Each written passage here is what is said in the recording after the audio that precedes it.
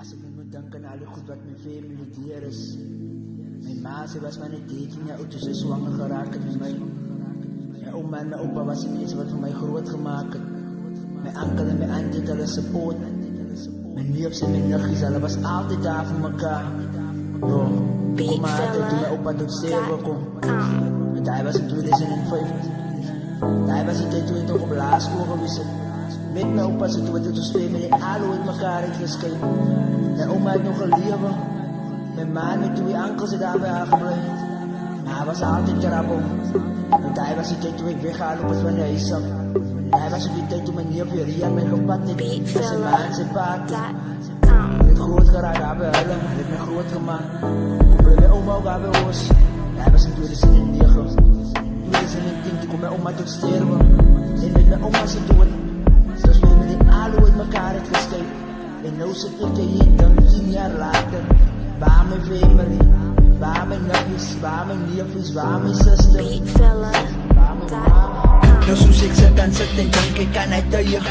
Toe ek nog klein was toe my oma en my opa nog geleef het. As sy like die binnens, maar die taal my family was by my. Ek het gespeel met my getye, saam my niggies en my neefies, saam my broers en my sisters, saam my onkels en my aunties. So my niggies en my neefies, julle allemaal moet onthou. En saam my broers en my sisters, kykie ek het julle bou. En al my onkels en my aunties kan bring us together down. My opa was a gangster. My oma was a dronkie. Ik het groot geraakt en struggle. Ik ze smaak die dans een klompje. Mijn opa was een gangster. Mijn oma was een dronkie. Ik het groot geraakt en struggle.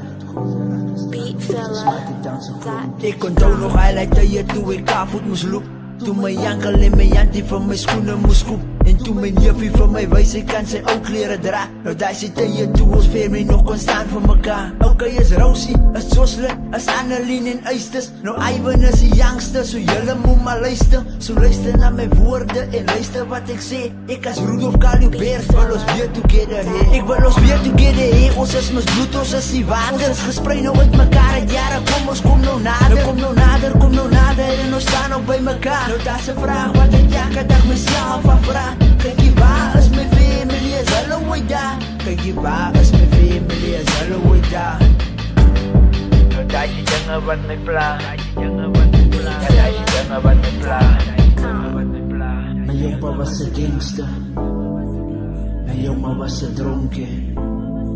Ik het groot geraak en struggle. Ik ze smaak die dans op klonkie. My opa was een gangster.